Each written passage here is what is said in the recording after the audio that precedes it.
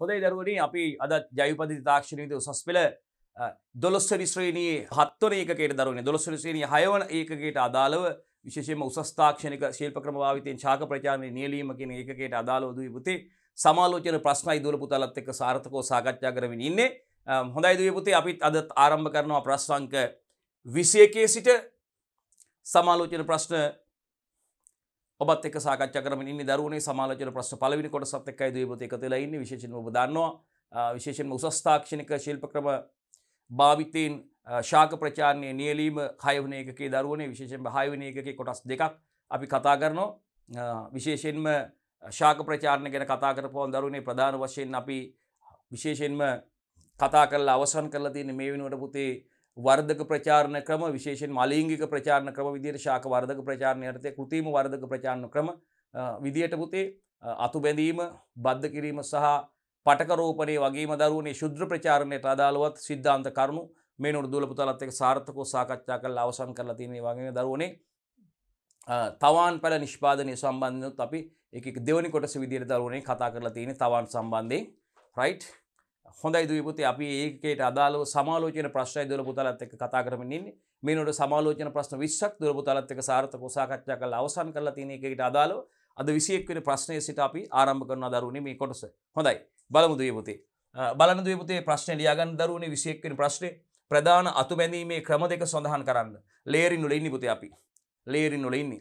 ප්‍රධාන අතු බැඳීමේ ක්‍රම දෙක දැනටමත් දුවල පුතාලා දන්නවා දරුවනේ ලියමු කට්ටිය මේකට අපිත් එක්ක වැඩේ කරන්න පුළුවන්. එතකොට බලන්න පුතේ මොනවද ප්‍රධාන අතු බැඳීමේ ක්‍රම දෙක අපි දන්නවා වායව අතු බැඳීම සහ භූමි අතු බැඳීම. නැත්නම් දරුවනේ අපි කියනවා භෞමික අතු බැඳීම කියලා. වායව අතු බැඳීම පළවෙනි එක වායව අතු බැඳීම පුතේ අපි කියනවා දෙවෙනි එක අපි කියනවා භූමි අතු බැඳීම නැත්නම් භෞමික අතු බැඳීම කියලා කියනවා. මේ භෞමික අතු බැඳීම ගත්තාම පුතේ තවත් ආකාර කිහිපයකට අපිට කතා කරන්න පුළුවන්. සරල අතු බැඳීම, සංයුක්ත අතු බැඳීම, අග්‍රස්ත අතු බැඳීම, අඛණ්ඩ නැත්නම් කාණු අතු බැඳීම, ඒ වගේම දරුවනේ ගොඩෙලි අතු බැඳීම කියලා අපිට මේ අතු බැඳීමේ ක්‍රම කීපයක් තවත් සඳහන් කරන්න පුළුවන්. බලන්නකො එතකොට සරල අතු බැඳීම, සංයුක්ත අතු බැඳීම, අඛණ්ඩ නැත්නම් කාණු අතු බැඳීම, ඒ වගේම දරුවනේ අපිට කියන්න පුළුවන් තවත් ඒකට අග්‍රස්ත අතු බැඳීම සහ ඒ වගේම අපිට තවත් අතු බැඳීම් ආකාරයක් ඒකට කියන්න පුළුවන් දරුවනේ ගොඩෙලි අතු බැඳීම කියලා ආකාර පහක් එතනදී සඳහන් කරන්න පුළුවන්. විශේෂයෙන්ම භූමි අතු බැඳීම නැත්නම් භෞමික අතු බැඳීමේදී විශේෂයෙන් භෞමික අතු බැඳීම අපි සිදු කරන දරුවනේ පොළොවට මට්ටමට නමන්න පුළුවන් පොළොවට ආසන්නයේ තිබෙන අත්තක් තෝරාගෙනයි පුතේ අපි සිදු කරන්නේ. සරල අතු බැඳීම, සංයුක්ත අතු බැඳීම, අඛණ්ඩ අතු බැඳීමේදී, කාණු අතු බැඳීමේදී මුළු අත්තම යට කිරීමක් සිදු කරනවා අපි. සංයුක්ත අතු බැඳීමේදී ශාකත්ත ස්ථාන කිහිපයකින් තුවාල කරලා අපි පොළොවට යට කිරීම සිදු කරන්නේ පුතේ. සරල අතු බැඳීමේදී එක් ස්ථානයකින්. නමුත් අපි දන්නවා මේ වායව එයාලේරින් කියදී පුතේ වායව අතු බැඳීමේදී අපි දන්නවා පොළොව මට්ටමට නමන්න බැරි ශාකයේ ඉහළ තියෙන අත්තක් තමයි පුතේ සඳහා යොදාගන්නේ. ඒකේ අපි අග්‍රස්ත ඉඳන් අඩදල දලු කොටසේ අපි පොතු වලයක් ඉවත් කරනවා දරුවනේ. ඒ කරලා අපි එතෙන්ට තෙත් කරලාද කොහොබත් කොම්පෝස්ට් කාබනික පොහොර මිශ්‍රණයක් එතන තියලා දරුවනේ අපි පොලිතීනයකින් දෙපැත්ත ගැට ගහ ගන්නවා ගුටියක් ආකාරයට සකස් කර ගන්නවා දරුවනේ. අවශ්‍ය නම් අපිට පුළුවන් මේක තෙතමනේ රඳවා ගැනීම සඳහා හේලින් ජලයේ වැස්සීමට වඳුනක් තියලා තියන්න පුළුවන් දරුවනේ. සත කිහිපයකින් මේකේ මුල් ඇදීම සිදු වෙලා තියෙනවා අපිට දැක ගන්න පුළුවන් පොතේ. ඊට පස්සේ මව් ශාකයෙන් වෙන් කළා ඒව නව ශාකයක් විදිහට වර්ධනය කර ගන්න පුළුවන්. ඒකයි ක්‍රියාවලිය දරුවනේ. අපි දන්නවා අතු බැඳීමේදී සිද්ධාන්තයේ මූලධර්මයේ දරුවනේ අපි දන්නවා මේ අපි කැපුම අසල පුතේ මෙතන විශේෂයෙන්ම කාබන් නයිට්‍රජන් අනුපාතය ඉහළ ගිහලා මෙතන අවශෝෂණ කෘත්‍යයක් ඉටු කිරීම සඳහා මුලක් ලෙස වර්ධනය වීම සිද්ධ වෙනවා දරුවනේ. යනවා අපිට මේක වෙනම ශාකයක් විදිහට මව් ශාකයෙන් වෙන් කරලා පැල ලබා ගැනීම සඳහා භාවිතා කරන්න පුළුවන්. රයිට්. ඉතින් අපි එහෙනම් යමු දරුවනේ කෙලින්ම මේනොට දුවල පුතා උත්තරේ ලියලා තියෙන්නේ. ප්‍රශ්න අංක 21කින් අහන්නේ ප්‍රධාන අතු බැඳීමේ ක්‍රම දෙක සඳහන් කරන්න කියලා දරුවනේ. රයිට්. අපි යමු පිළිතුරට. අන්න පුතේ බලන්න භූමි අතු බැඳීම ග්‍රවුන්ඩ් ලේයරින් සහ වායව අතු බැඳීම එයා ලේයරින් කියලා අපිට මේ දෙක හඳුන්වන්න පුළුවන් පුතේ. රයිට්. ඊතර ව්‍යුහගත ප්‍රශ්නකදී අහුවොත් මේකට ලකුණු අදාළ ලකුණු හම්බ වෙනවා දරුවනේ. අපින් අහන්නේ මේ ප්‍රධාන අතු බැඳීමේ ක්‍රම දෙක සඳහන් කරන්න කියලා පුතේ. ප්‍රධාන අතු බැඳීමේ ක්‍රම දෙක පුතේ අපි කතා කරා වගේ පළවෙනි එක භූමි අතු බැඳීම පුතේ අපි කියනවා ග්‍රවුන්ඩ් ලේයරින්. නැත්නම් මේකට අපිට භෞමික අතු බැඳීම කියන්නත් පුළුවන් පුතේ. භෞමික අතු බැඳීම කියන්නත් පුළුවන්. භූමි අතු බැඳීම කියන්නත් පුළුවන්. මේ භූමි අතු බැඳීම තමයි පුතේ අපි තව අවස්ථා කීපයක් කතා කරේ. සරල අතු බැඳීම, සංයුක්ත අතු බැඳීම, අඛණ්ඩ නැත්නම් කාණු අතු බැඳීම, ගොඩලි අතු බැඳීම ආදී විදිහට අපි කතා කරේ දරුවනේ මේ භූමි අතු බැඳීම නැත්නම් භෞමික අතුබැඳීම දරුවනේ. ඊට පස්සේ දෙවන අතුබැඳීමේ ආකාරය දුවේ පුතේ අපිට කියන්න පුළුවන් වායව අතුබැඳීම එහෙම නැත්නම් එයා ලේයරින් හඳුන්වන්න පුළුවන්. අංක 2 වායව අතුබැඳීම නැත්නම් එයා ලේයරින් අපිට හඳුන්වන්න පුළුවන්. හොඳයි දරුවනේ. අපි ඉදිරියට යනවා. ප්‍රශ්න අංක 22 ලියාගන්න පුතේ. භූමි අතුබැඳීමේ ප්‍රධාන ක්‍රම නම් කරන්න. ඔන්න අපෙන් අහනවා පුතේ. අපි මේ උනටත් දන්නවද ඔයාලා පුතාලා 22 වෙනි ප්‍රශ්නේ ලියාගෙන ඉක්මනින්ම උත්තර ටික ලියාගෙන යම් පටන් ගන්න ආරම්භ කරමු දුවේ පුතේ 22 වෙනි ප්‍රශ්නේ. අපි කට්ටියම එකට වැඩේ කරමු. ප්‍රශ්න අංක 22කින් අහන්නේ දුවේ පුතේ අපෙන්. ඉතාමත් සරලයි ප්‍රශ්නේ. රයිට්. හැබැයි අනිත් මේ විශේෂයෙන්ම විභාගයේදී පසුගිය අවුරුද්දේ තිබ්බ විභාගයේදී අනිවාර්යෙන් දරුවනේ මේ රචනා ප්‍රශ්නයක් අහලා තිබ්බා. අතුබැඳීමේ ශිල්ප ක්‍රම අතුබැඳීමේ ක්‍රමවේද පැහැදිලි කරන්න කියලා රචනා ප්‍රශ්නයක් අහලා තිබ්බා දරුවනේ. ඉතින් අනිවාර්යෙන් විභාගයේදී අහනවා. පොඩි වෙනස්කම් ඇතුවේ ප්‍රශ්න නැවත නැවත අහනවා. අපි නිතරම කියන්නේ ඒකයි දරුවන්ට හැකිපමණ විභාග ප්‍රශ්න වලට පිටුරු සපයන දරුවනේ උත්සාහ කරන්න හැකිපමණ. ඒ වගේම සමාලෝචන ප්‍රශ්න අපි මේ කතා කරන ප්‍රශ්න වගේම අපි දන්නවා පාසල් වල ජනප්‍රිය තාක්ෂණිකවේදී විෂය ධාරාව පැවැත්වෙන උගන්වන ජනප්‍රිය පාසල් වල පාසල් ඉතාම හොඳ තත්ත්වයෙන් සකස් කරන ලද පාසල් වල වාර විභාග ප්‍රශ්න පත්‍ර තියෙනවා, පළාත් ප්‍රශ්න පත්‍ර තියෙනවා. ඒ වගේම අනුමාන ප්‍රශ්න පත්‍ර දැන් දරුවන්ට ඕන තරම් මේ දේවල් තාක්ෂණීය දියුණුවයි ඩවුන්ලෝඩ් කරගන්න පුළුවන්. මේ විවිධ මාධ්‍ය හරහා මේ දේවල් ලබා ගන්න පුළුවන්. සොයාගෙන තොරතුරු එක්රැස් කරගන්න ප්‍රශ්න පත්‍ර ඩවුන්ලෝඩ් කරගන්න ලබා ගන්න අවස්ථාව තියෙනවා දරුවනේ. හැකිපමණ දෙපාර්තමේන්තුව විසින් නිකුත් කරලා තියෙන ප්‍රශ්න පත්‍ර තියෙනවා දරුවනේ. විශේෂයෙන්ම පෙරහුරු ප්‍රශ්න පත්‍ර, අනුමාන ප්‍රශ්න පත්‍ර තියෙනවා දරුවනේ. ඒවා එකතු කරගෙන ඉතාමත් ගුණාත්මක තත්ත්වයේ හොඳ තත්ත්වයේ තියෙන ප්‍රශ්න පත්‍ර තියෙනවා. ඒවා කරන්න දරුවනේ. වටිනවා දරුවනේ. ඒක ඉතාමත්ම වටිනවා. ඒ වගේම පසුගිය විභාග ප්‍රශ්න පත්‍ර දරුවනේ අඩු තරමේ වසර ඒ අවසන් ප්‍රශ්න පත්‍ර 3 වතාවක්වත් කරලා තමයි පුතේ විභාගයට යන්න ඕනේ. හුරු වෙලා හැකියපමණ හුරු වෙලා තමයි යන්න ඕනේ. ඉතින් ඒකයි විශේෂයෙන්ම සිදුවිය යුත්තේ. හරි ප්‍රශ්න පත්‍රයකින් දරුවනේ අපි අවසානයේ මුහුණ දෙන්නේ නම් ප්‍රශ්න අංක 22 අපි ඉන්නේ භූමි අතුබැඳීමේ ප්‍රධාන ක්‍රම නම් කරන්න. අපි භූමි අතුබැඳීමේ ප්‍රධාන ක්‍රම නම් කරන්න කියන අත පුතේ අපි දන්නවා. අපි භූමි අතුබැඳීමේ ප්‍රධාන ක්‍රම නැත්නම් භෞමික අතුබැඳීමේ ප්‍රධාන ක්‍රම දුවේ පුතේ අපි සරල අතුබැඳීම අපි දන්නවා. ඒ වගේම සංයුක්ත අතුබැඳීම, අඛණ්ඩ නැත්නම් කාණු අතුබැඳීම, ඒ වගේම ගොඩැලි අතුබැඳීම ගැන දරුවනේ අග්‍රස්ත අතුබැඳීම ආදී ආකාරයෙන් පුතේ අපි මේ සිද්ධාන්ත කොටස් වල කතා කරලා තියෙන්නේ මේ අතුබැඳීමේ විශේෂයෙන්ම භූමි අතුබැඳීමේ නැත්නම් භෞමික අතුබැඳීමේදී සිදු කරනු ලබන ක්‍රම යොදා ගන්න ක්‍රම ටික. රයිට් අපෙන් අහන්නේ නම් මේ භූමි අතුබැඳීමේ ප්‍රධාන ක්‍රම නම් කරන්න කියලා පුතේ විගත ප්‍රශ්නයකට අහන්න පුළුවන්. රයිට් අපි යමු පිළිතුරට. මෙන්න පුතේ අවස්ථා ටික සරල අතුබැඳීම. දන්නා සරල අතුබැඳීම දරුවනේ. රයිට් පොළොව මට්ටමට පොළොවට ආසන්නයේ තියෙන පොළොව මට්ටම නැමිය හැකි අත්තක් දරුවනේ අපි අග්‍රස්තේ ඉඳන් සෙන්ටිමීටර් 10ක් 12ක් පමණ ස්ථානයෙන් දරුවනේ අග්‍රස්තයේ සිට සෙන්ටිමීටර් 10ක් 12ක් පමණ වෙන ස්ථානකින් දරුවනේ අපි පත්‍ර අතු කොටස් ඉවත් කරලා ඒ ස්ථානයේ කැපුමක් යොදනවා දරුවනේ. රයිට් කැම්බීමත් එක්ක අපි දන්නවා කැපුමක් යොදනවා නැත්නම් දරුවනේ පොතු වලයක් ඉවත් කරනවා අපිට කැපුමක් යොදන්න පුළුවන්. කැපුම හාවීම වැළැක්වීම සඳහා අපිට අවශ්‍ය නම් ගල් කැටයක් සිර කරන්න පුළුවන්. ඒක පොළොවට සම්බන්ධ වෙන විදිහට කූණ්‍යක් ගහන්න පුළුවන් දරුවනේ. කූණ්‍යක් ගහලා පොළොවට සම්බන්ධ කරන්න පුළුවන් දරුවනේ. රයිට්.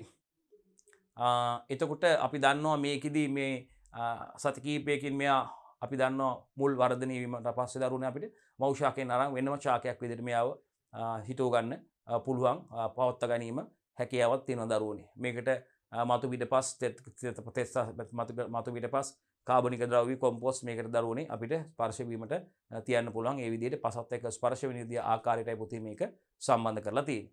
ඒ වගේම අපි දන්නවා සංයුක්ත අතුබැඳීමේදී මේ අපි සරල අතුබැඳීමේදී ස්ථාන එක් ස්ථානයකින් ශාකයේ තුවාල කිරීම සිදු කරේ. අපි ස්ථාන කිහිපයකින් ශාකයේ තුවාල කිරීම සිදු කරලා පොතු කැබැල්ලක් අයිවත් කරලා ඒ ස්ථාන පසට යට කරලා තිබීමෙන් දරුවනේ අපිට මේ සංයුක්ත අතුබැඳීම මගින් මේකෙදි පැල කිහිපයක් ලබා ගන්න පුළුවන්. ඒ වගේම ගොඩලි අතුබැඳීමේදී දරුවනේ ඒ ආකාරයට අපිට මේ ඒකත් මේ විශේෂයෙන්ම භූමි අතුබැඳීමේ භෞමික අතුබැඳීමේ තවත් ක්‍රමයක් දරුවනේ. අග්‍රස්ත අතුබැඳීමක් එහෙමයි දරුවනේ. ඒකට තවත් අතුබැඳීමේ ක්‍රමයක් මේකට එකතු වෙන්න ඕනේ දරුවනේ. අඛණ්ඩ අතුබැඳීම නැත්නම් කාණු අතුබැඳීම. අඛණ්ඩ අතුබැඳීමක් දරුවනේ මේ අපි විශේෂයෙන්ම කතා කරන්නේ කාණු අතුබැඳීම නැත්නම් අඛණ්ඩ අතුබැඳීමක් අපි මේ භූමි අතුබැඳීමක් නැත්නම් භෞමික අතුබැඳීමේ ක්‍රමයක් විදිහට දරුවනේ සඳහන් කරන්නේ. එහිදී අපි දන්නවා විශේෂයෙන්ම මුළු ශාක අත්තම යට කිරීමක් සිද්ධ කරනවා දරුවනේ. පසට මුළු ශාක අත්තම සම්පූර්ණ ශාක අත්තම පසට යට කිරීමක් සිද්ධ කරනවා. ඒකයි සිදු වෙන්නේ දරුවනේ. රයිට් අග්‍රස්තේ යට කරන්නේ දරුවනේ. අග්‍රස්තේ අපි ඒක ඒ විදිහට අග්‍රස්තේ හිලින් තියෙන්න සලසනවා. රයිට් එහෙනම් මෙන්න පුතේ මේ භූමි අතු බැඳීම නැත්නම් භෞමික අතු බැඳීමේ අවස්ථා කීර්තුව 4ක් තියෙනවා දරුවනේ. සරල අතු බැඳීම, සංයුක්ත අතු බැඳීම, ඒ වගේම ගොඩලි අතු බැඳීම සහ අග්‍රස්ත අතු බැඳීම තියෙනවා දරුවනේ. රයිට්. ඉදිරියට යන්න. අපිට සරල අතු බැඳීම පිළිබඳ කෙටියෙන් හඳුන්වන්න කියනවා දරුවනේ. අපි කියලා දුන්න. අපි පොඩ්ඩක් බලන්න. විශේෂයෙන්ම අපි කතා කරපු ආකාරයට පුතේ අපි තෝරගත්ත ශාකයේ පොළවට ආසන්නයේ තියෙන නිරෝගී අත්තක් තමා පුතේ තෝරගන්න. හරි පුතේ. තෝරගත්ත මව් ශාකයේ පොළවට ආසන්නයේ තියෙන පුතේ පොළොව මට්ටමට නමන්න පුළුවන් නිරෝගී අත්තක් තමයි පුතේ මේ සඳහා තෝරගන්නේ. බලන්න පුතේ. තෝරාගත් ශාකයේ පොළවට ආසන්නයේ තියෙන පුතේ අපි තෝරගත්ත ශාකයේ මව් ශාකයේ පොළවට ආසන්නයේ වැඩෙන පුතේ පොළොව මට්ටමට නමන්න පුළුවන්. පොළවට ආසන්නයේ ඇති පුතේ නිරෝගී ශාකත්තක් තෝරගෙන ඒ ශාකත්තේ අඩදල කොටසේ තියෙන පත්‍ර ඉවත් කරනවා පුතේ. අඩදල කොටස අපි දන්නවා මේ ශාක දඩු කැබලි ගත්තාම පුතේ අපි දන්නවා මේ විශේෂයෙන්ම අපි දන්නවා මේ දඩු මේ ශාක වර්ධක ප්‍රචාරණය ගැන කතා කරනකොට පුතේ අපි දන්නවා ශාකයක ජන්මානුහාවීමකින් තොරව ශාකයක වර්ධක කොටස් මගින් නව ශාක ලබා ගැනීම තමයි පුතේ වර්ධක ප්‍රචාරණය කියන්නේ. ඒ සඳහා යොදා ගන්නවා අපි මේ දඬු කැබලි යොදා ගන්නවා පුතේ. දඬු කැබලි ගත්තාම අපි දන්නවා බතල, කෝලියාස්, ඉන්නල වගේ දේවල් පුතේ අපි කියනවා වගේ ලාදල දඬු තමයි සිටුවීම සඳහා යොදා ගන්න. ඒ වගේම පුතේ අපි දන්නවා වද, ක්‍රෝටන් වගේ දේවල් ගත්තාම පුතේ අන්න ඒක කට්ටියන්ගේ අපි මේ අඩ දල දඬු තමයි පුතේ යොදාගන්නේ. අඩ දල දඬු තමයි පුතේ යොදාගන්නේ.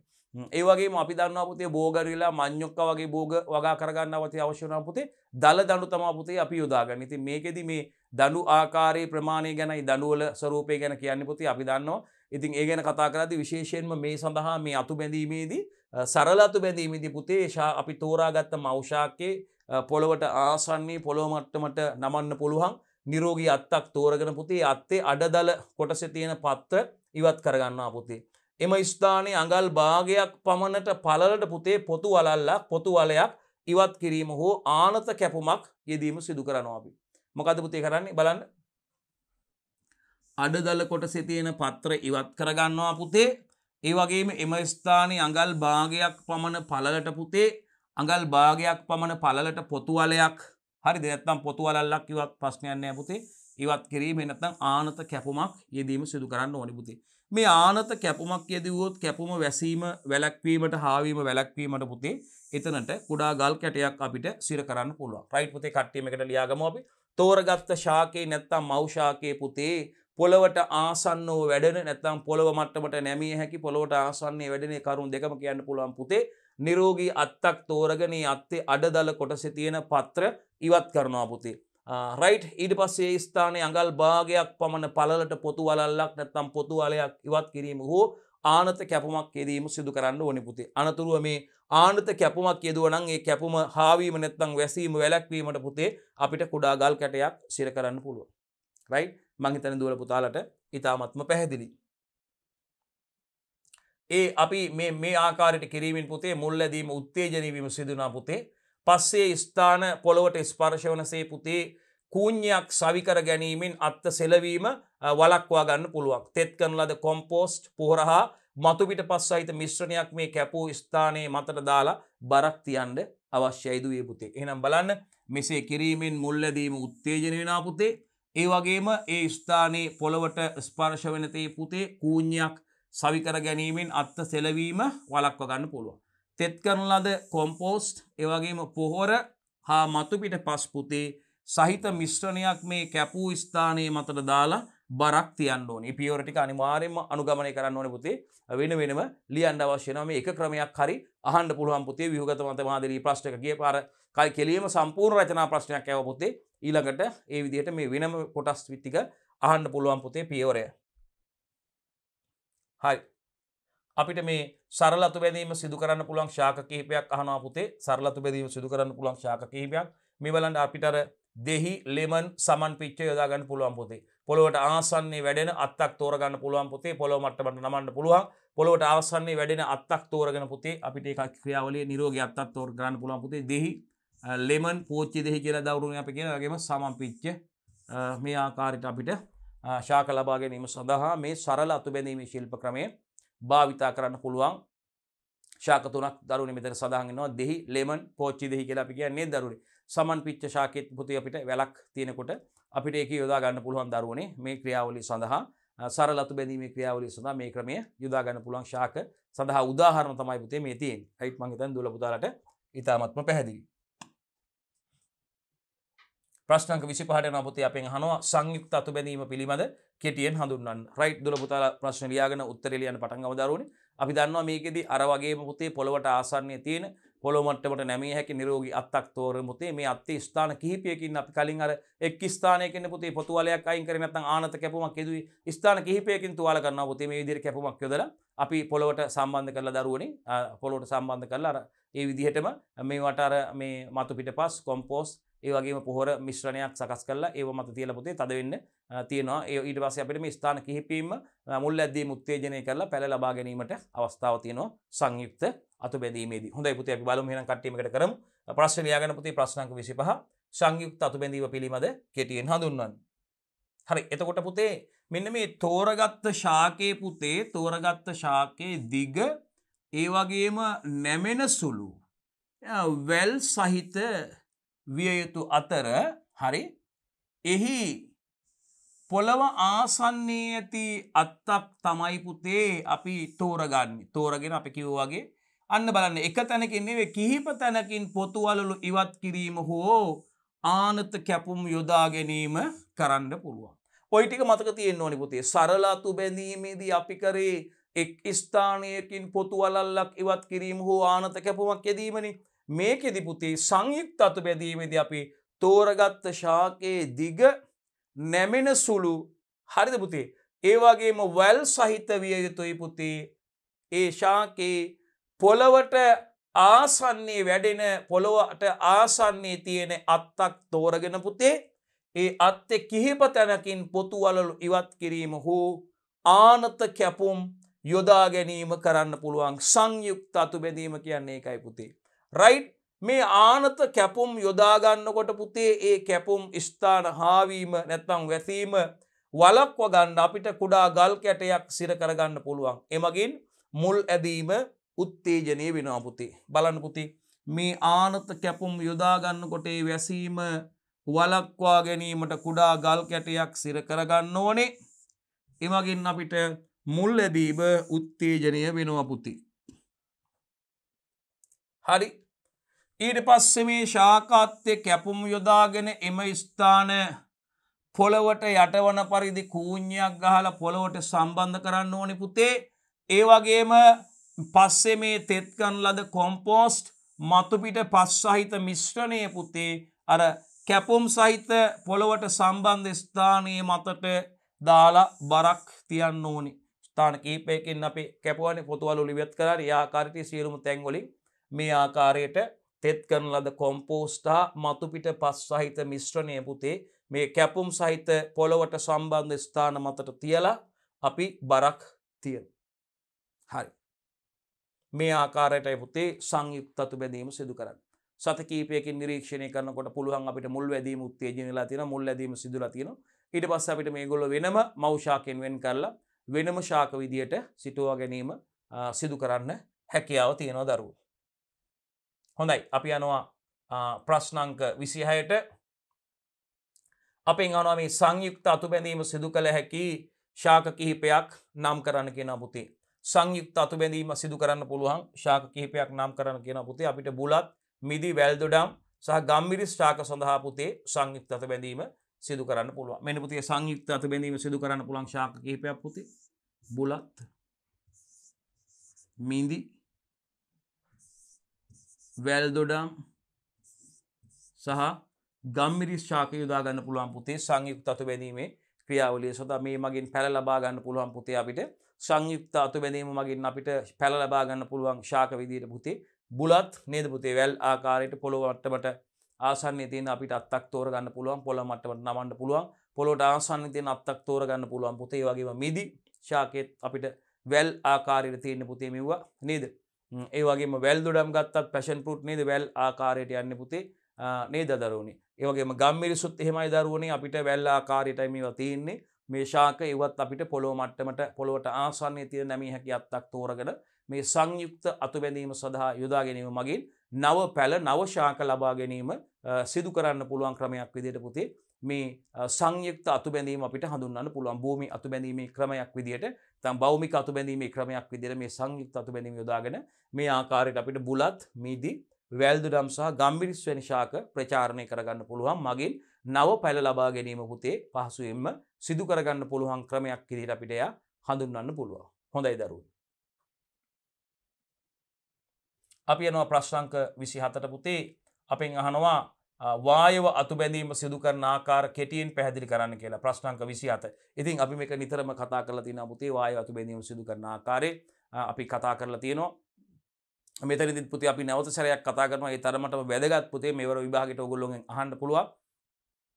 හැම අවුරුද්දකම වගේ මේ එකකට අදාළව අහනවා පුතේ ප්‍රායෝගික පරීක්ෂණවලදීත් ඕගොල්ලන්ට විශේෂයෙන්ම මේ ප්‍රායෝගික පරීක්ෂණය සිදු කරන්න ඕන අවස්ථා තියෙනවා පුතේ. ප්‍රායෝගික පරීක්ෂණයේදී මේ වායව අතුබැඳීම සිදු කරන ආකාරය අපිට පුතේ පරීක්ෂණය මගින් සිදු කරලා පෙන්වන්න අවස්ථාව තියෙනවා. ඔබට අවස්ථාව ඇති එන්න පුළුවන් පුතේ ප්‍රැක්ටිකල් එකේදීත් විශේෂයෙන්ම ඒ වගේම ස්ථානීය පරීක්ෂණවලදීත් මීට අදාළ ප්‍රශ්න අහන්න පුළුවන්. සහ ප්‍රධාන ප්‍රායෝගික පරීක්ෂණ දෙකේදීත් මේක ප්‍රායෝගික පරීක්ෂණය සිදු කරන්න ඔබට එන්න පුළුවන්. ඒක නිසා ඉතාමත් වැදගත්. අපි නැවත නැවතත් ඒ ගැන කතා කරනවා. අපි දන්නවා පුතේ පොළොව මට්ටමට නැමිය නොහැකි පොළොවට නැමිය නොහැකි ශාකයේ ඉහළින් තියෙන අත්තක් තෝරගෙන පුතේ ඒ අත්තේ අඩදල කොටසේ තමයි පුතේ අපි අග්‍රස්තේ ඉඳන් සෙන්ටිමීටර් 10ක් 12ක් පමණ ස්ථානයකින් දරුවනේ අපි තියෙන පත්‍ර ඒ වගේම කුඩා අතු කොටස් ඉවත් කරලා පුතේ ස්ථානයේ පොතු වලයක් ඉවත් කරනවා නැත්නම් කැපුමක් යොදනවා.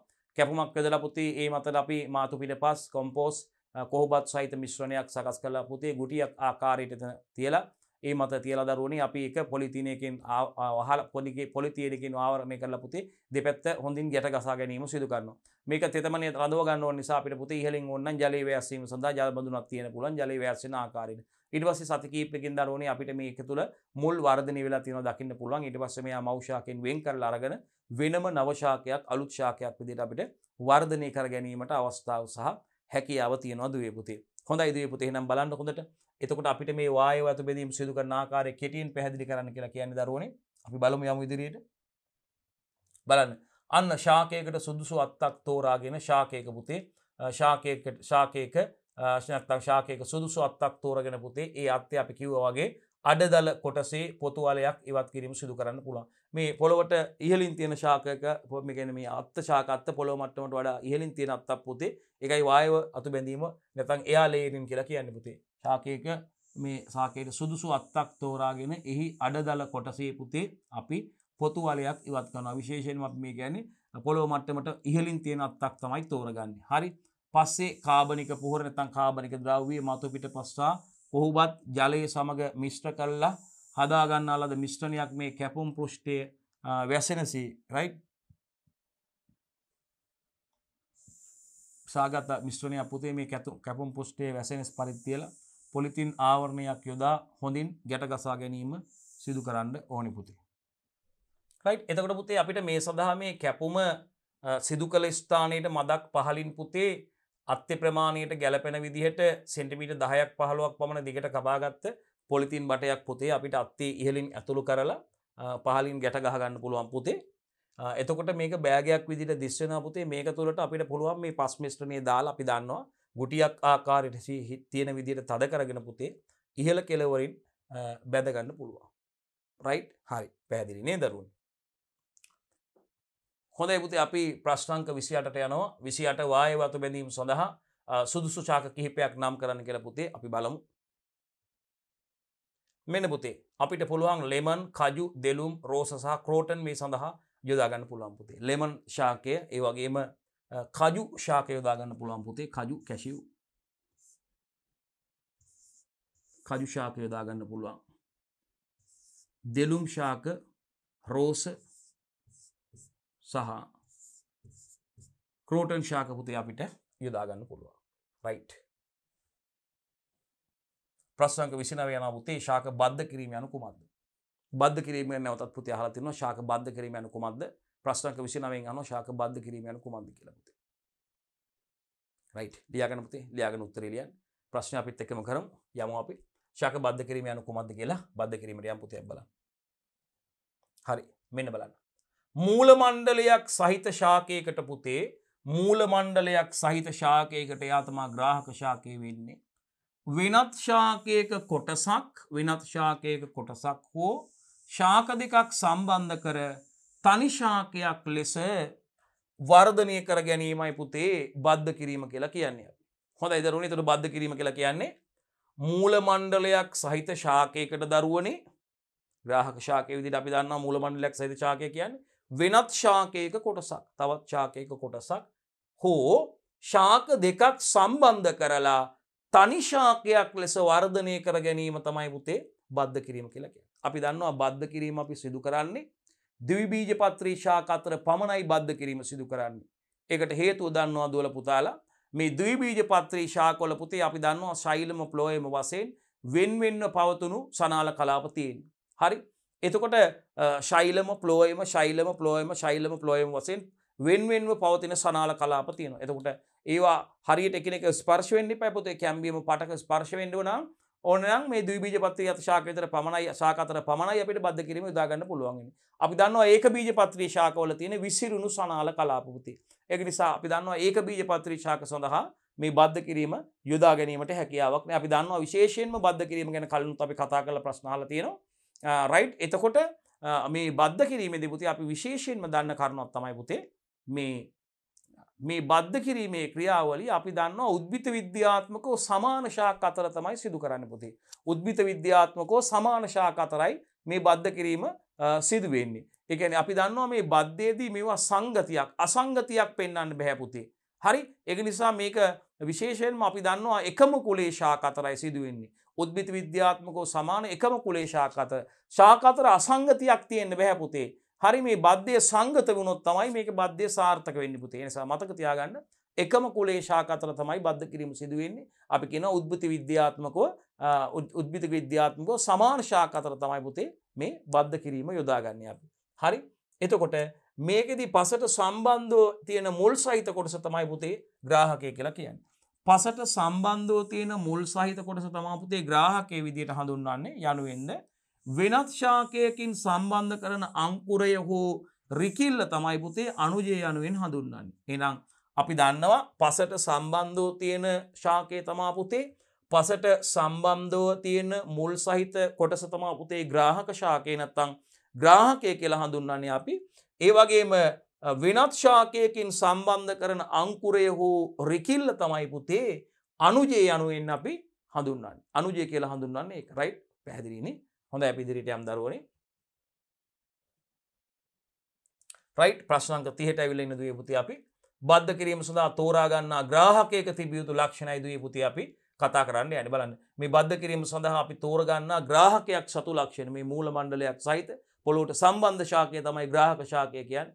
අන්නේ ග්‍රාහක ශාකයක් නැත්නම් ග්‍රාහකයක් සතු ලක්ෂණ ගැනයි පුතේ අපි කතා කරන්න යන්නේ. නිතරම අහනවා පුතේ මේ ග්‍රාහකයක් සතු ලක්ෂණ ගැන. රයිට්. ප්‍රශ්න ලියාගෙන අපි කෙලින්ම පිළිතුරට යමු පුතේ. ලියාගන්න පුතේ ප්‍රශ්නේ බද්ධ කිරීම සඳහා තෝරා ගන්නා ග්‍රාහකයක තිබිය යුතු ලක්ෂණයි දුවේ පුතේ අහන්නේ. අපි යනවා මේ බද්ධ කිරීම සඳහා තෝරා ගන්නා ග්‍රාහකයක තිබිය යුතු ලක්ෂණ කතා කරන්න. පුතේ මනාව වර්ධනය වන පැතිරුණු මූල මණ්ඩලයක් තියෙනවා පුතේ. අපි දන්නවා පුතේ අපි මේ ග්‍රාහක ශාක වගා කරගන්න අපිට බද්ධ කිරීමක් බද්ධ කිරීමක් අපි පැලගෘහයක බද්ධ කිරීමක් කරන්න යනකොට කජු ශාක කියලා හිතන්නකො පුතේ.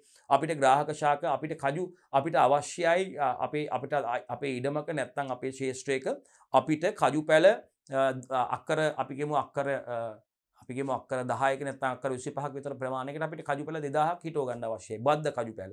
ඒ කියන්නේ කන්න දෙකේදීම අස්වැන්න ලබා දෙන ගුණාත්මක අස්වැන්නක් ලබා දෙන ඒකාකාරී අස්වැන්නක් ලබා දෙන මේ රෝගවලට ප්‍රතිරෝධී ඉතාමත් හොඳ අස්වැන්නක් ලබා දෙන කලින් ඵල දැරු ශාක. ඒ කියන්නේ කන්න දෙකේදීම අස්වැන්නක් ලබා දෙන ගුණාත්මක ප්‍රමාණාත්මකව සහ ගුණාත්මකව ඉහළ අස්වැන්නක් ලබා දෙන කජු ශාක අපිට හිටවන්න ඕනේ.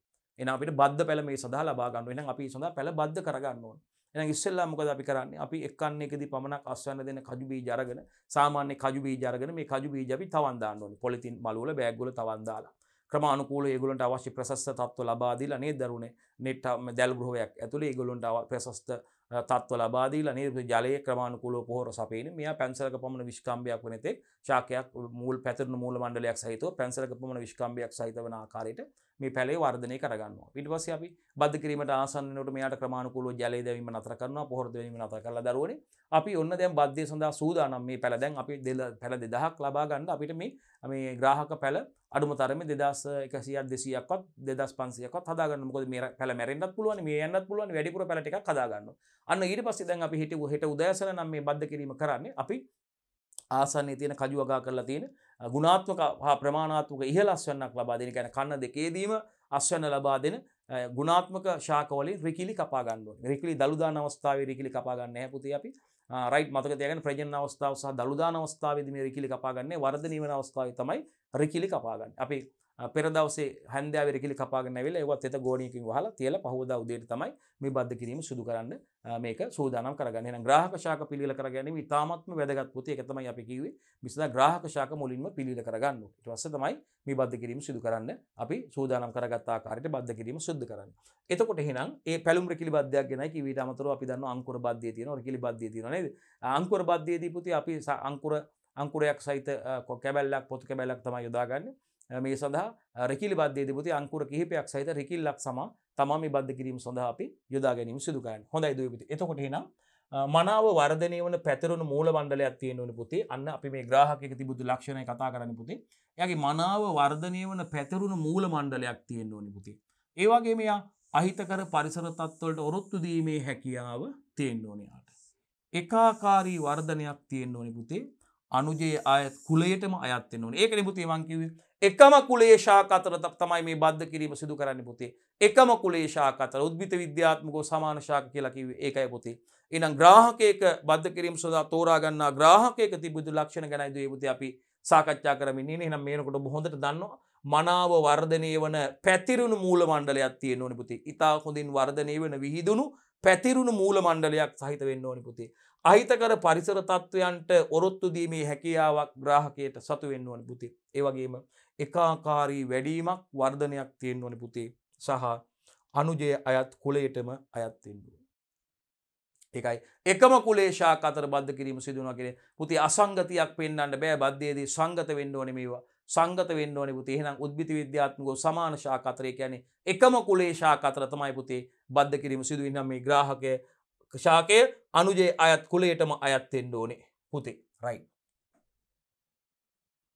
ඕලමයි අපි ප්‍රශ්නාංක 31 ඉන්නේ. ප්‍රශ්නාංක 31 තියාගන්න දුවේ පුතේ. බද්ධ කිරීම සඳහා තෝරා ගන්නා අනුජයක තිබිය යුතු ලක්ෂණයි සඳහන් කරන්න කියන්නේ පුතේ. ඊටමත් හොඳ ප්‍රශ්නයක් පුතේ. අපි ග්‍රාහකයක ලක්ෂණ ගැන කතා කරා දුවේ පුතේ. අපි දැන් කතා කරන්න යන්නේ මේ බද්ධ කිරීම සඳහා අපි දන්නවා ග්‍රාහක අනුජ සම්බන්ධ වෙන්න ඕනේ පුතේ.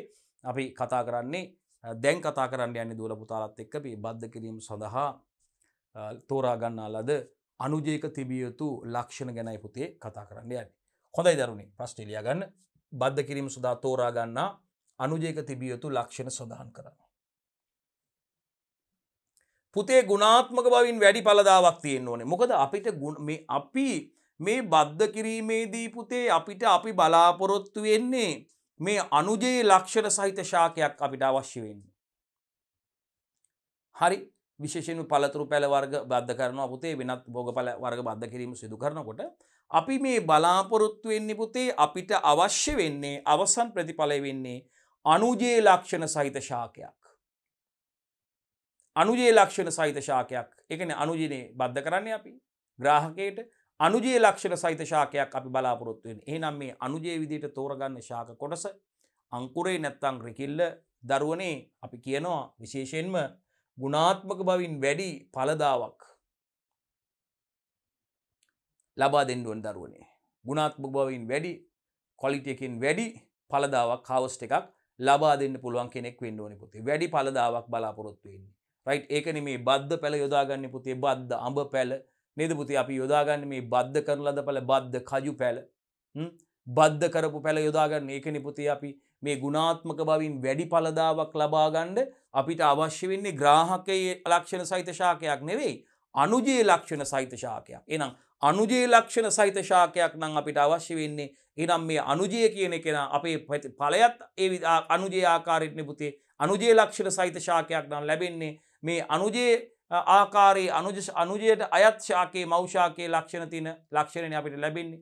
ඒ අනුවනේ එයාගේ ඵලදාවනේ ඒ වගේ ඵලදාවක් නේ ලැබෙන්නේ. එහෙනම් අපි දන්නවා ගුණාත්මකව ඉහළ ඵලදාවක් ලබා ගන්න පුළුවන් ශාකයක් ලබා දෙන ශාකයක් වෙන්න ඕනේ පුතේ මේ අනුජය විදියට තෝරගන්න කෙනා.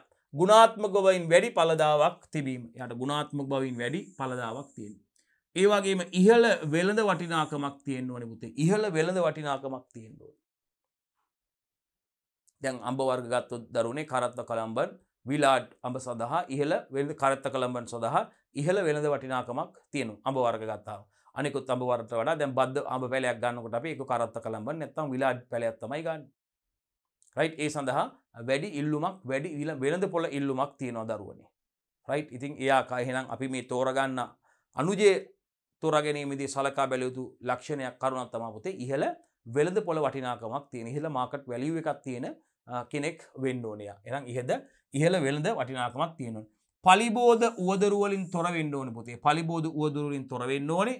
අර ග්‍රාහකයේ අයත් කුලයටම අයත් වෙන්නේ. මොකද එකම කුලයේ භෝග ශාක භෝග අතරයි එකම කුලයේ ශාක අතර තමයි පුතේ බද්ධ කිරීම සිද්ධ වෙන්නේ. උද්භිත විද්‍යාත්මකව සමාන ශාක අතරයි පුතේ බද්ධ කිරීම සිදු වෙන්න ඕනේ. මේවා අතර සංගතියක් සිදු වෙන්න ඕනේ පුතේ. මේවා අතර අසංගතියක් පෙන්눔 කරන්න බෑ. ශාක අතර මේ වැඩිපුරම අසංගතිය පැවතීම නිසා තමයි මේ බද්ධ කිරීම අසාර්ථක වෙන්නට ප්‍රධාන හේතුවක් වෙන්නේ. බොහෝ විට බද්ධ කිරීම සඳහා මේ එකම කුලයේ ශාක පමණක් යොදා ගන්න ඕනේ. ශාක අතර බොහෝ විට අසංගතියක් නිපුතේ පවතින. නමුත් මේ සංගතියක් පවතින්න ඕනේ මේ බද්ධ සිදු කිරීමේදී. එහෙනම් උද්භිද විද්‍යාත්මකව සමාන ශාක අතර නැත්නම් එකම කුලයේ ශාක අතර තමයි පුතේ බද්ධ කිරීම යොදා ගන්නේ. එහෙනම් අනුජයක් තෝරා ගැනීමේදී සැලකිලිමත් යුතු ලක්ෂණ විදියට පලිබෝධ උවදුරු වලින් තොර වෙන්න ඕනේ පුතේ යා. එමුණොත් මේක පලිබෝධ උවදුරුට ලක් වුණොත් මේක සාර්ථක වෙන්නේ නැහැ පුතේ. ඒ වගේම ග්‍රාහකයේ අයත් කුලයටම අයත් වෙන්න ඕනේ. ඒකයි එකම කුලයේ ශාක අතර පමණක් බද්ධ කිරීම සිදු කරනවා කියන්නේ නැත්නම් උද්භිත විද්‍යාත්මකව සමාන ශාක අතරයි දුවේ පුතේ බද්ධ කිරීම සිදු කරන්නේ. ගුණාත්මක බවින් වැඩි ඵලදාවක් ලබා දෙන්න ඕනේ. ඉහළ වෙළඳ පොළ වටිනාකමක් තියෙන කෙනෙක් වෙන්න ඕනේ. පලිබෝධ උවදුරු වලින් තොර වෙන්න ඕනේ පුතේ. ඒ වගේම ග්‍රාහකයේ අයත් කුලයටම අයත් වෙන්න ඕනේ. ග්‍රාහකයේ අයත් කුලයටම අයත් වෙන්න ඕනේ. හොඳයි අපි ප්‍රශ්න අංක 32කට යනවා බද්ධ කිරීම සාර්ථක කර ගැනීම සඳහා අනුගමනය කළ යුතු ක්‍රියාමාර්ග මොනවද කියලා අහනවා. පුතේ ප්‍රශ්න අංක 32 ලියා ගන්න. බද්ධ කිරීම සාර්ථක වීම සඳහා අපි අහනවා බද්ධ කිරීම සාර්ථක වීම සඳහා පුතේ බද්ධයක් නැත්නම් බද්ධ කිරීම සාර්ථක කර ගැනීම සඳහා අනුගමනය කළ යුතු ක්‍රියාමාර්ගයි අහන්නේ දරුවනේ. අපි යම් පිළිතුරට බලන්න. අනුජ හා ග්‍රාහක අතර මනා සම්බන්ධයක් සිටිනසේ බද්ධ කොටස පිළිල කරන්න ඕනේ පුතේ. මේවයි හොඳින් ස්පර්ශ වෙන්න ඕනේ එකිනෙක මේ කැම්බියම් පටක දරුවනේ මේ වගේ සනාල පටක එකිනෙක හොඳින් ස්පර්ශ වීම සිද්ධ වෙන්න ඕනේ දරුවනේ. මේ සංගතියක් ඇති වෙන්න ඕනේ මේ අතර පුතේ බද්ධ සංදිය බද්ධ සංගතියක් වෙන්න ඕනේ. මේ අනුජ සහ ග්‍රාහක අතර අසංගතියක් පෙන්눔 කරන්න බෑ. ඒ වගේම මේ වගේ පෘෂ්ඨ ඉතා හොඳින් ස්පර්ශ වීම සිද්ධ වෙන්න පුතේ. මේ සනාල කලාප සනාල පටක ඉතා හොඳින් ස්පර්ශ වීම සිද්ධ වෙන්න ඕනේ පුතේ මේ බද්ධයක් සාර්ථක වීම සඳහා නම්. එහෙනම් පුතේ බලන්න විශේෂයෙන්ම අනුජය හා ග්‍රාහකයේ අතර මනා සම්බන්ධයක් සිටිනසේ පුතේ මේ බද්ධ කොටස පිළිල කරන්න ඕනේ සූදානම් කරන්න ඕනේ. විශේෂයෙන්ම අනුජය හා ග්‍රාහකයේ මං කිව්වා වගේ කැම්පියම පටක ස්පර්ශ වීම හරිද බද්ධ සංදිය පහළ සිට ඉහළට පටයකින් නිවැරදි ලෙස වෙලා තියෙන්න ඕනේ පුතේ. බද්ධ සංදිය අපි දන්නවා පහළ සිට ඉහළටයි පුතේ වෙලීම සිදු කරලා ඉහළින් ගැටේ දාන්නේ අපි. මේ බද්ධ සංදිය පහළ සිට ඉහළට වෙල්ල තමයි ඉහළින් ගැටේ දාන්නේ පුතේ. එහෙනම් මතක තියාගන්න විශේෂයෙන්ම මතක තියාගන්න පුතේ අනුජය සහ ග්‍රාහකයේ කැම්බියම පටක ස්පර්ශ වෙන්න ඕනේ. මං කිව්වා වගේ පුතේ අනිවාර්යයෙන්ම අනුජය සහ ග්‍රාහකයේ කැම්බියම පටක හොඳින් ස්පර්ශ වෙන්න ඕනේ. ඒ වගේම පුතේ බද්ධ සංදිය ගත්තොත් පහළ සිට ඉහළට තමයි පුතේ බද්ධ පටි වලින් නිවැරදි ලෙස වෙලීම සිදු කරලා ඉහළින් බද්ධයට ඉහළින් මේ ඉහළින් ගැටේ දැමීම සිදු කරන්න ඕනේ. ඒ වගේම අංකුර වැඩිවීමට අවශ්‍ය තත්ත්ව ලබා දීම සිදු කරන්න ඕනේ පුතේ. අංකුර වැඩිවීමට අවශ්‍ය තත්ත්ව ලබා දීම සිදු කරන්න ඕනේ. රයිට්. අපි යනවා ප්‍රශ්න අංක 33ට පුතේ ලියා ගන්න. ශාක බද්ධ කිරීමේ ප්‍රධාන ක්‍රම දෙක අපෙන් අහනවා. ශාක බද්ධ කිරීමේ ප්‍රධාන ක්‍රම දෙක අහනවා පුතේ. ප්‍රශ්න අංක 33 ශාක බද්ධ කිරීමේ ප්‍රධාන ක්‍රම දෙක දැන් මතත් අහන්නේ පුතේ. මෙන්න පුතේ ශාක බද්ධ කිරීමේ ප්‍රධාන ක්‍රම දෙක අංකුර බද්ධය සහ රෙකිලි බද්ධය. රයිට්. ඊට පස්සේ අපෙන් අහන්නේ ප්‍රධාන වශයෙන් බද්ධ කිරීමේ වාසි මොනවද කියලා අහන්නේ පුතේ. 34 වෙනි ප්‍රශ්නේ අපි යනවා කෙලින්ම බද්ධ කිරීමේ වාසි වලට. මෙන්න පුතේ බද්ධ කිරීමේ වාසි පුතේ අපි යමු කතා කරමු නේද? බලන්න පුතේ අතු කැබලි අතු බැඳීම හෝ වෙනත් අලිංගික ප්‍රචාරණ ක්‍රමවලින් ප්‍රචාරණය කළ නොහැකි ශාක ප්‍රචාරණය කරගත හැකි වීම. පුතේ අතු කැබලි මගින් ඒ වගේම අතු බැඳීම මගින් ලේයරින් වලින් ඒ වගේම විනත් අලිංගික ප්‍රචාරණ ක්‍රමවලින් ප්‍රචාරණය කරගන්න බැරි ශාක ප්‍රචාරණය කරගන්න පුළුවන් ක්‍රමයක් තමයි පුතේ කවුද? බද්ධ කිරීම කියලා කියන්නේ. විශේෂයෙන් අපිට කියන්න පුළුවන් තුනී පොත්තක් සහිත පහසුවෙන් තුනී පොත්තක් සහිත පහසුවෙන් අංකුර ගලවලා වෙන් කරගන්න බැරි අංකුර සහිත පොතු කැබැල්ලක් ගලවලා වෙන් කරගන්න බැරි ශාක බද්ධ කිරීම සඳහා පුතේ මේ රිකිලි බද්ධය පැලුම් රිකිලි බද්ධය වගේ ක්‍රමයක් විශේෂයෙන් යොදා ගන්න පුළුවන්. මේ පැලුම් රිකිලි බද්ධය ගැන කතා කරද්දී යොදා ගන්න පුළුවන් මේ පැලුම් රිකිලි බද්ධය වගේ එකක් ඒ වගේ අවස්ථාවට යොදා ගන්න පුළුවන්. වෙනත් බද්ධ ක්‍රමත් අංකුර බද්ධ ක්‍රමත් යොදා ගන්න පුළුවන්. විශේෂයෙන් මෙතනදී අපි වැදගත් වෙන්නේ මේ අතු කැබලි මගින් ඒ වගේම අතු බැඳීම මගින් ඒ වගේම වෙනත් අලිංගික ප්‍රචාරණ ක්‍රමවලින් ප්‍රචාරණය කරගන්න බැරි ශාක ප්‍රචාරණය කර ගැනීම සඳහා අපිට බද්ධ කිරීම යොදා ගන්න පුළුවන්. පුතේ ඒක බද්ධ කිරීමේ ඇඩ්වාන්ටේජ් එකක් වාසියක් විදියට හඳුන්වන්න පුළුවන් දරුවනේ. ඒ වගේම තමයි පුතේ අපිට මෞෂාකයේ ලක්ෂණ ලබාගත හැකි වීම.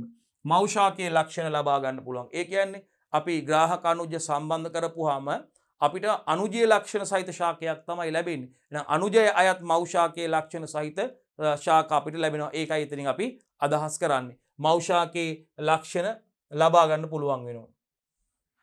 ඉක්මනින් ඵලදාව ලබා ගන්න පුළුවන් පුතේ. සමහර ග්‍රාහකවල හිතකර ලක්ෂණ නව ශාකයට ලබා ගන්න හැකියාවක් තියෙනවා. උසස් ගුණාත්මක භාවයෙන් යුත් ශාක ලබා ගන්න පුළුවන්. උසස් ගුණාත්මක භාවයෙන් යුතු ශාක ලබා ගන්න හැකියාව තියෙනවා. හොඳයි පුතේ අපි ඉදිරියට යමු. හරි. පුතේ අංකුර බද්ධය සිදු කළ හැකි ආකාර මොනවද කියලා ප්‍රශ්න ලියගමු පුතේ. ප්‍රශ්න අංක 35 අපි ඉන්නේ. අංකුර බද්ධය සිදු කළ හැකි ආකාර මොනවද? අපි බලමු මොනවද අංකුර බද්ධය සිදු කරන්න පුළුවන් ආකාර කියලා පුතේ. ඔබ දන්නවා මේ අංකුර බද්ධය සිදු කරන්න පුළුවන් ආකාර කියපු ගමන් දැන්ටමත් ඔබට මතක් වෙනවා පුතේ. මතක තියාගන්න සමහරලාට මේ අපිට කොරස් කටෙත් අද්දා ගන්න බැරි වෙලාවක් තියෙනවා. ඉතින් අමතක වෙන්න පුළුවන්. මේවා පැටලෙන්න පුළුවන්. ඒක නිසා මේවා ටිකක් ප්‍රැක්ටිස් කරගෙන තියෙන එක කිසිම ගැටලුවක් නැහැ පුතේ. අංකුර බද්ධය සිදු කරන්න පුළුවන් ආකාර ඔබ දන්නවා දරුවනේ. අපිට H බද්ධය, පැලස්තර බද්ධය තියෙනවා දරුවනේ. T උඩුකුරු බද්ධය සහ T යටිකුරු බද්ධය ගැන අපි කතා කරනවා පුතේ අංකුර බද්ධයේදී. රයිට්. අපි බලමු මොනවද කියලා. ඔව් පුතේ. පැලස්තර බද්ධය තියෙනවා පුතේ. අපි කියපු ආකාරයට බලන්න පුතේ පැහැදිලි නේද පුතේ? පැලස්තර බද්ධය තියෙනවා පුතේ. අංක 2 H බද්ධය තියෙනවා දරුවනේ. අංක 3 T බද්ධය තියෙනවා පුතේ. T බද්ධය ඔබ දන්නවා T උඩුකුරු බද්ධය සහ T යටිකුරු බද්ධය කියලා තියෙනවා. අපි ඒවා කලින් ප්‍රශ්නවලදී කතා කරලා තියෙනවා. රයිට්. අපෙන් අහනවා පුතේ අංකුර බද්ධය සිදු කරන ආකාරය පැහැදිලි කරන්න කියලා. ප්‍රශ්න අංක 36. අංකුර බද්ධය සිදු කරන ආකාරය පුතේ පැහැදිලි කරන්න කියලා කියන්නේ. අපි යනවා ප්‍රශ්න අංක 36ට. මේදී ග්‍රාහක ශාකයේ පොළොව මට්ටමේ සිට සෙන්ටිමීටර් 10ක් 15ක් පමණ උසින් පිහිටි ස්ථානයක් තමයි පුතේ බද්ධ කිරීම සඳහා තෝරගන්නේ. අංකුර බද්ධය සඳහා තෝරගන්නේ පුතේ බලන්නකෝ. ග්‍රාහක ශාකයේ පොළොව මට්ටමේ ඉඳන් පුතේ සෙන්ටිමීටර් 10ක් 15ක් පමණ උසින් පිහිටි ස්ථානයක් බද්ධය සඳහා තෝරගන්න පුළුවන් පුතේ. කොච්චරද පුතේ ග්‍රාහක ශාකයේ ගත්තාම පුතේ ග්‍රාහක ශාකයේ පොළොව මට්ටමේ ඉඳන් පුතේ සෙන්ටිමීටර් 10ක් 15ක් පමණ උසින් පිහිටි ස්ථානයක් පුතේ අපිට තෝරගන්න පුළුවන්. ග්‍රාහක ශාකයේ පොළොව මට්ටමේ ඉඳන් සෙන්ටිමීටර් 10ක් 15ක් උසින් පිහිටි ස්ථානයක් පුතේ අපිට බද්ධ කිරීම සඳහා තෝරගන්න පුළුවන්. රයිට්. බද්ධ කිරීම සඳහා තෝරගන්න පුළුවන් ග්‍රාහක ශාකයේ. හරි. එහෙනම් ග්‍රාහක ශාකයේ පොළොව මට්ටමේ ඉඳන් සෙන්ටිමීටර් 10ක් 15ක් පමණ උසින් පිහිටි ස්ථානයක් බද්ධ කිරීම සඳහා තෝර ගැනීමට හැකියාව තියෙනවා පුතේ අපි. එම ස්ථානයේ අඩදල තත්ත්වයට මෝරලා තියෙන්න ඕනේ. හරි. ඒ ස්ථානයේ අඩදල තත්ත්වයට මෝරලා තියෙන්න ඕනේ පුතේ. ඒ ස්ථානයේ කොහොමද?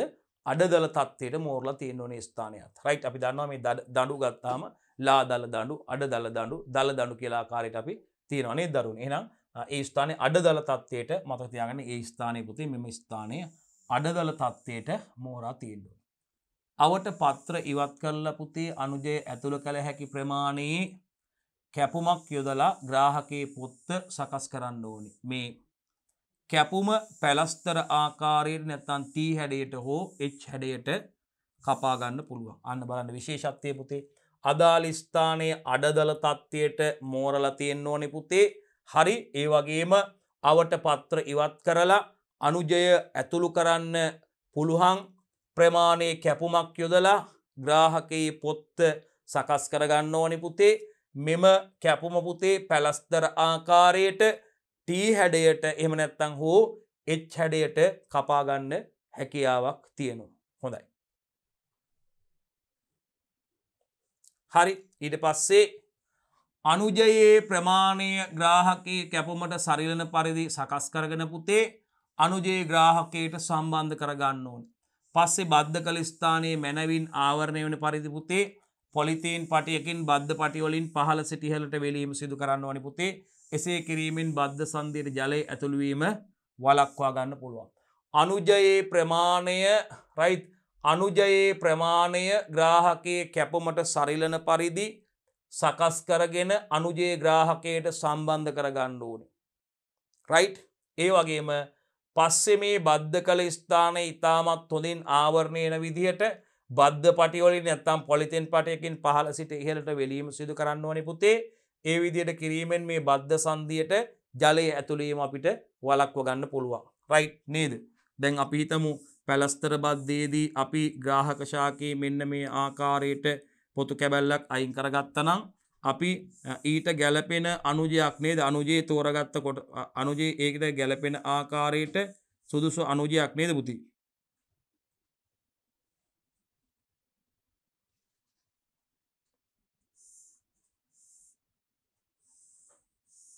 ඊට ගැලපෙන ආකාරයට අපි සුදුසු අනුජයක් මේකට සම්බන්ධ කරලානේ යන්තමින් වර්ධනය වන අංකුරයක් සහිත නේද අනුජයක් සම්බන්ධ කරලා අපි මේක පහළ සිට ඉහළට වෙලීම සිද්ධ කරනවා. පහළ සිට ඉහළට වෙලීම සිද්ධ කරනවා. මේ ආකාරයට. right ග්‍රාහක ශාකයේ පොතු කැබැල්ලක් ඉවත් කරලා ඒ සකස් කරගත්ත ග්‍රාහකයේ ආකාරයට ඒ විශ්කාම්බයට ගැළපෙන ප්‍රමාණයේ යාන්තමින් වර්ධනය වන අංකුරයක් සහිත පොතු කැබැල්ලක් අපි වෙන් කරලා අරගෙන ඒ තුළට ඒ කැපුම තුළට හරියාකාරයේ නියම ප්‍රමාණයට සම්බන්ධ කරලා පහළ සිට ඉහළට වෙලීම සිදු කරනවා. එසේ කිරීමෙන් මොකද වෙන්නේ? බද්ධ සංදියට ජලය ඇතුළු වීම අපිට වළක්වා ගන්න පුළුවන් දරුවෝ. හරි. සති දෙකකට පමණ පසු පුතේ මේ ප්‍රවේශමින් බද්ධ පටි ඉවත් කරලා පරීක්ෂා කරලා බලන්න ඕනේ. එතකොට අංකුරයේ කොළ පාටට තියෙනවා නම් බද්ධය සාර්ථකයි පුතේ. එවිට අංකුරයේ ඉතිරි වෙනසේ ඉතිරි කොටස් වෙලන්න ඕනේ. අංකුරයේ ඉතිරි වෙන විදියට ඉතිරි කොටස් වෙලන්න ඕනේ. පස්සේ අංකුරයේ වැඩිම උත්තේජනය කිරීම සඳහා ග්‍රාහකයේ ඉහළ කොටස කපා දාන්න ඕනේ. ඒ අතර ග්‍රාහකයේ පහළින් හටගන්නා අංකුර ඉවත් කරන්න ඕනේ. අංකුරේ අපිට මේ අනුජය ලක්ෂණ සහිත ශාකයක් නේ අවශ්‍ය වෙන්නේ. හරි සමහර අවස්ථාවලදී අනුජයට සුලකින් හානි වෙන්න පුළුවන්. ඒක නිසා ඒක වළක්වා ගන්න වැඩෙන අනුජයට ආධාරකයකට සම්බන්ධ කරන්න පුළුවන්. ආධාරකයට සම්බන්ධ කරන්න පුළුවන්. ආධාරයට සම්බන්ධ කරලා තියෙන්න පුළුවන් හානි වෙන්න පුළුවන් නිසා. එහෙනම් බලන්න සති දෙකකට පමණ පස්සේ ප්‍රවේශමින් බද්ධ පටි ඉවත් කරලා පරීක්ෂා කරලා බලන්න ඕනේ පුතේ. එතකොට ඒකෙදි මේ අර සම්බන්ධ අංකුරය කොළ පාටට තියෙනවා නම් බද්ධය සාර්ථකයි පුතේ. එතකොට අපි අංකුරය ඉතිරි වෙනසේ ඉතිරි කොටස වෙලීම සිද්ධ කරනවා. ඒ වගේම පස්සේ අංකුරයේ වැඩිම උත්තේජනය කිරීම සඳහා ග්‍රාහකයේ ඉහළ කොටස කපලා දාන්න ඕනේ. ඒ අතර ග්‍රාහකයේ පහළින් හටගන්නා අංකුර ඉවත් කරන්න ඕනේ අපි. මොකද අනුජය ලක්ෂණ සහිත ශාකයක් නේ ලබා ගන්න නිසා ග්‍රාහකයේ පහළින් එන කොටස් අංකුර ඉවත් කරන්න ඕනේ. සමහර අවස්ථාවලදී අනුජයට සුළඟින් හානි සිදු වෙන්න පුළුවන් පුතේ. ඒක නිසා ඒක වළක්වා ගැනීම සඳහා වැඩෙන අනුජයට ආධාරකයට සම්බන්ධ කරන්න පුළුවන්. ආධාරකයක් සම්බන්ධ කරන්න හැකියාව තියෙනවා. අපි යනවා ප්‍රශ්නාංක 37ට පුතේ. රිකිලි බද්ධය anu කුමක්ද කියලා අහනවා පුතේ. අපෙන් රිකිලි බද්ධය anu කුමක්ද කියලා අහනවා. අපි යමු රිකිලි බද්ධයට. අනුජය සඳහා අංකුර වැඩි සංඛ්‍යාවක් යොදාගෙන සිදු කරන බද්ධ කිරීම තමයි පුතේ රිකිලි බද්ධය කියලා කියන්නේ. අනුජය සඳහා දැන් අංකුර බද්ධයේදී නම් යාන්තමින් වර්ධනය වන අංකුරයක් යොදාගන්නේ පුතේ. රිකිලි බද්ධයේදී අංකුර කිහිපයක් සහිත රිකිල්ලක් තමයි පුතේ යොදා ගැනීම සිදු කරන්නේ. අංකුර කිහිපයක් සහිත රිකිල්ලක් තමයි පුතේ යොදා ගැනීම සිදු කරන්නේ. එහෙනම් බලන්න අනුජය සඳහා අංකුර වැඩි සංඛ්‍යාවක් යොදාගෙන සිදු කරන බද්ධ කිරීම තමයි පුතේ රිකිලි බද්ධය කියලා කියන්නේ. ඉතින් පහසුවෙන් අනුජාංකුර ගලවාගත නොහැකි තුනී පොත්තක් සහිත ශාක වර්ග ඉතා සාර්ථකව බද්ධ කර ගැනීම සඳහා තමයි පුතේ මේ රිකිලි බද්ධ ක්‍රම භාවිතා කරන්නේ. අපි නිතරම කියනවා වගේ මේ රිකිලි බද්ධ ක්‍රම භාවිතා කරන්නේ පුතේ පහසුවෙන් අනුජ අංකුර ගලවාගත නොහැකි. ඒ වගේම තුනී පොත්තක් සහිත ශාක වර්ග තමයි සාර්ථකව බද්ධ කර ගැනීම සඳහා රිකිලි බද්ධය භාවිතා කරන්නේ. එහෙනම් රිකිලි බද්ධය භාවිතා කරන්නේ එකක් අනුජ අංකුර ගලවාගත නොහැකි. පොඩ්ඩක් අපි එක ලියමු.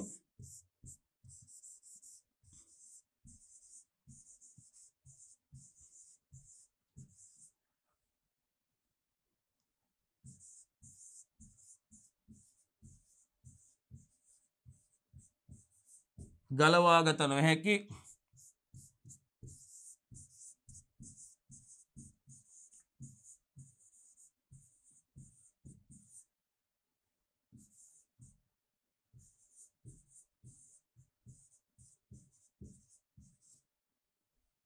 රයිට් බලන්න නම් පහසුවෙන් අනුජාංකුර ගලවාගත නොහැකි තුනී පොත්තක් සහිත ශාක වර්ග ඉතා සාර්ථකව බද්ධ කර ගැනීම සඳහා තමයි අපි රිකිලි බද්ධ ක්‍රම යොදා ගන්න.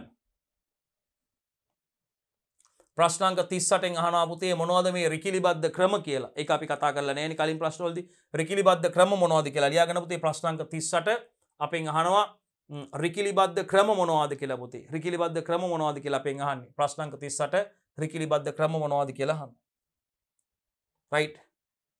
අංක 1 රිකිලි බද්ධ ක්‍රම කිහිපයක් පුතේ අපි නම් කරමු. කූඤ්ඤ බද්ධය නැත්නම් පැලෙම් රිකිලි බද්ධය කියනවා පුතේ.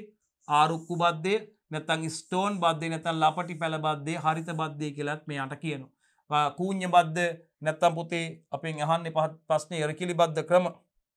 රිකිලි බද්ධ ක්‍රම එකක් කූඤ්ඤ බද්ධය පුතේ නැත්නම් අපි ඒකට කියනවා පැලුම් රිකිලි බද්ධය. පැලුම් රිකිලි බද්ධය නැත්නම් පුතේ අපිට ආරුක්කු බද්ධය ගැන කියන්න පුළුවන් පුතේ. නැත්නම් ස්ටෝන් බද්ධය නැත්නම් යාට ලපටි පැල බද්ධය නැත්නම් අපි හරිත බද්ධය කියලාත් එයාට කියනවා. හොඳයි දරුවනේ අපි යමු ප්‍රශ්නෙට. කූඤ්ඤ බද්ධය නැත්නම් පැලුම් රිකිලි බද්ධය සිදු කරන ආකාරය කෙටියෙන් ලියා දක්වන්න කියනවා පුතේ. බලමු ඉතින්. රයිට්.